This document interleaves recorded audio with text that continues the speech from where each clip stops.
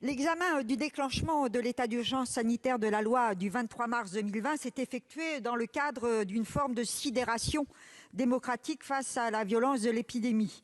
Cette sidération peut expliquer la légèreté du contrôle de constitutionnalité sur des dispositions particulièrement lourdes en matière de liberté publique et démocratique.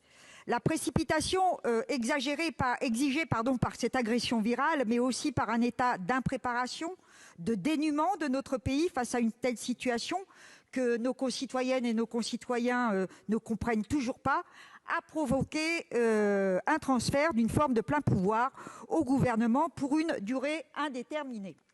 Oui, il est grand temps de vérifier si l'état d'urgence que nous vivons, et de surcroît sa prolongation, est conforme à la Constitution, aux valeurs fondamentales de notre République.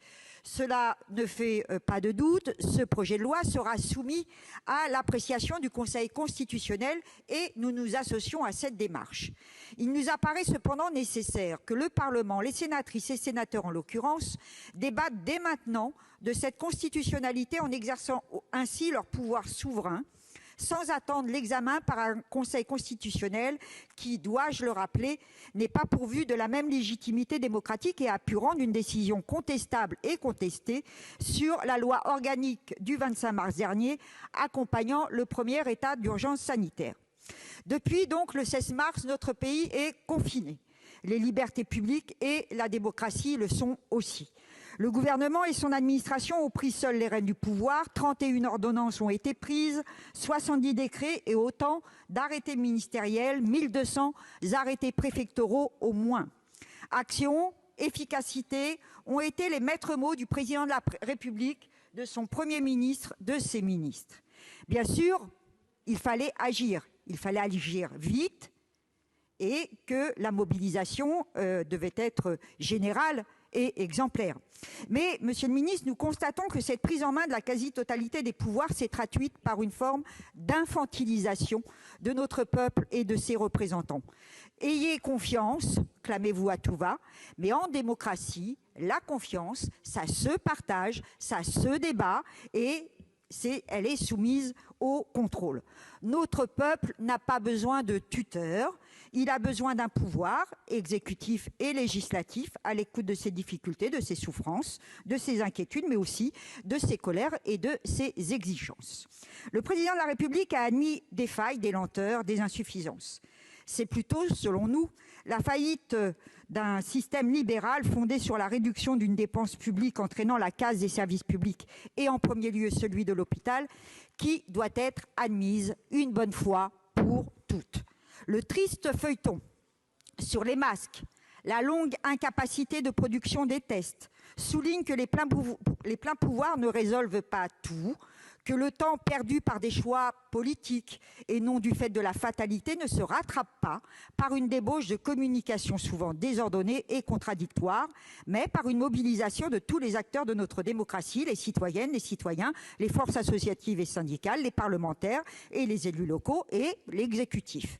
Comment ne pas constater que la captation de tous les pouvoirs par ce dernier est d'autant plus insupportable démocratiquement que notre pays est confronté depuis des années à une centralisation des décisions aux mains d'un seul homme, le président de la République. Le choix solitaire par Emmanuel Macron de la date du 11 mai pour enclencher le déconfinement de notre pays est une démonstration de l'impasse démocratique dans laquelle notre pays se trouve. Cette décision aurait dû être préalablement débattue, partagée, soupesée par les acteurs démocratiques, économiques et sociaux. Cela n'a pas été le cas puisque de nombreux membres du gouvernement eux-mêmes ont découvert cette décision au dernier moment. Même chose pour le plan de déconfinement que nous a exposé tout à l'heure monsieur le Premier ministre. Un ensemble de mesures de cette importance pour l'avenir de notre pays, de notre peuple, aurait exigé un projet de loi, un véritable pouvoir partagé avec le Parlement, disposant d'un droit de proposition, d'amendement, de vote. Faute de masques, faute de tests, faute de préparation dans les transports, faute de moyens pour tout cela, la date du 11 mai devient incertaine et ce qui aurait dû être source d'espoir est devenu source d'une profonde inquiétude. Cette situation des défiances qui monte dans notre pays indique que maintenant, il faut restaurer le fonctionnement démocratique de nos institutions. La question de la levée de l'état d'urgence est donc posée. Cet état d'urgence que nous vivons est l'exception de l'exception. Cette pratique est-elle conforme à la Constitution ? Nous nous questionnons fortement. En effet, il faut le rappeler, la loi promulguée le 23 mars prévoit par son article 2, introduit dans le code de la santé publique, un nouvel état de crise, l'état d'urgence sanitaire. Il est précisé que la prorogation de l'état d'urgence au-delà d'un mois devrait être autorisée par la loi. Il est même précisé que la loi confirmant cette prorogation d'un mois doit en fixer la durée, la date butoir. C'est le nouvel article 3131-14 du Code de la santé publique, je cite, « La loi autorisant la prorogation au-delà d'un mois de l'état d'urgence sanitaire fixe sa durée ». Il a été finalement créé un autre cadre temporel pour cette même loi du 23 mars, pour un état d'urgence sanitaire d'exception, à l'article 4 plus précisément. La durée de cet état d'urgence d'exception est de 2 mois. Et nous constatons aujourd'hui qu'il peut être renouvelé sans date butoir.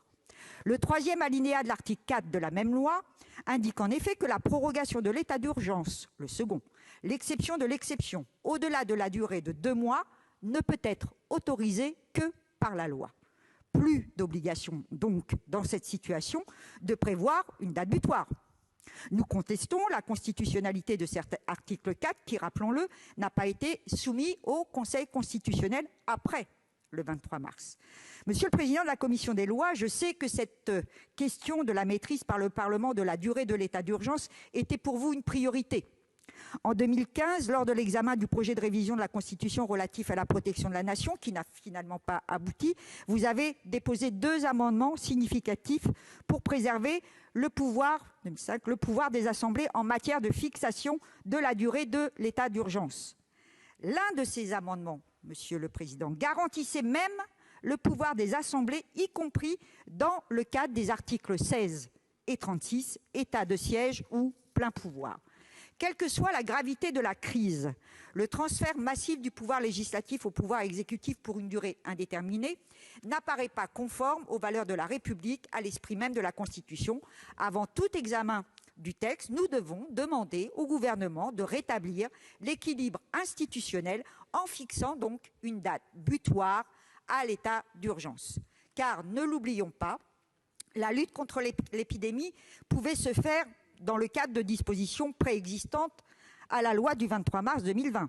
Il faut rappeler d'ailleurs que l'étude d'impact jointe au projet instaurant l'état d'urgence avait indiqué, cela est passé inaperçu, que l'état normal pouvait répondre à la crise sanitaire. Je cite, option 1, il aurait pu être envisagé de ne pas modifier le cadre législatif en continuant de s'appuyer sur les dispositions sanitaires existantes des articles L. 3131-1 du Code de la santé publique et d'autres dispositions plus spécifiques du même code en matière de réquisition ou encore de lutte contre la propagation internationale des maladies, ainsi que sur le pouvoir de police appartenant respectivement au Premier ministre, au maire et au préfet. L'option 2 était de compléter les dispositions existantes pour les adapter aux situations extrêmes. Et la 3e option, celle de l'état d'urgence sanitaire, une option pleinement politique dont la pertinence sanitaire reste à prouver.